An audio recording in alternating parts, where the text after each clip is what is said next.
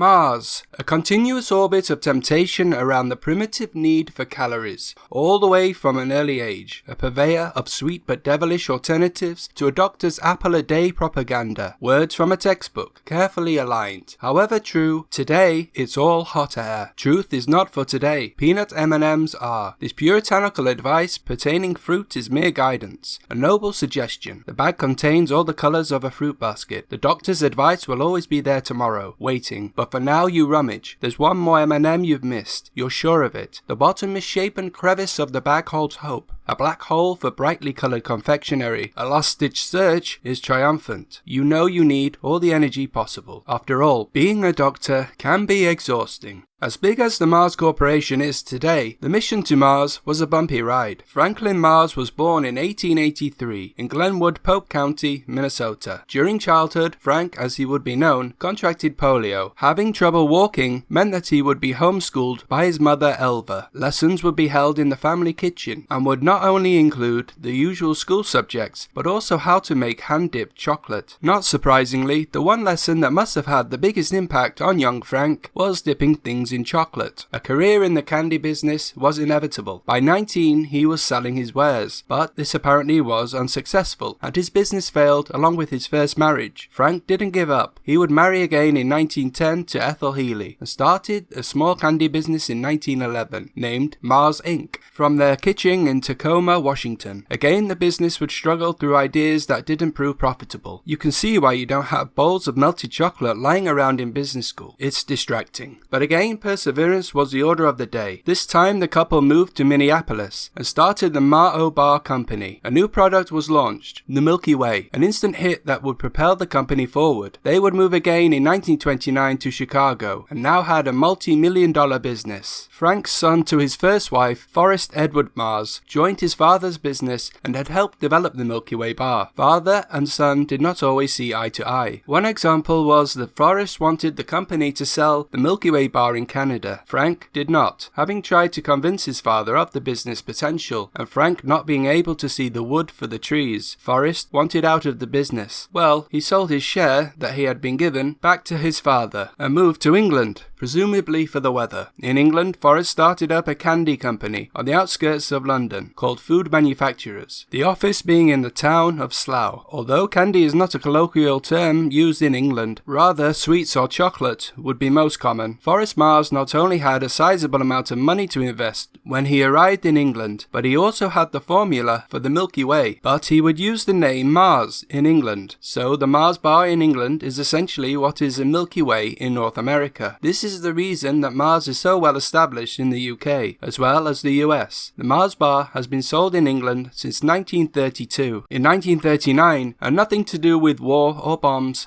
Forrest Mars moved back to the US. It was around this time that he started another venture, and a bit like when he and his father had struck gold with the Milky Way bar, Forrest would go even bigger, with the introduction of M&Ms. Frank Mars had died in 1934, and Forrest Mars would eventually take over the family business in 1964, consolidating the original business and his own ventures into one company. He would lead the way in delegating responsibility to employees. Production line workers were given the authority to stop production if something was wrong. He rewarded loyalty and referred to employees as associates. Much of these practices are used, especially in manufacturing, today. Much of the product portfolio that falls under Mars is still centered on food products in the same markets that the company has been in for nearly 100 years now. The categories are Mars Wrigley. That includes the various confectionery brands and the subsidiary Wrigley. General food brands such as Ben's Originals, formerly Uncle Ben's, and Dolmio, and a pet care division that was pioneered by Forrest Mars during his time in England in the 1930s. All this has led to a dynasty of royal proportions. The Mars family are regularly featured among the most wealthiest families in America, coming in at number 3 in 2020, with a family worth of $94 billion. Mars Inc. generates in the region of $40 billion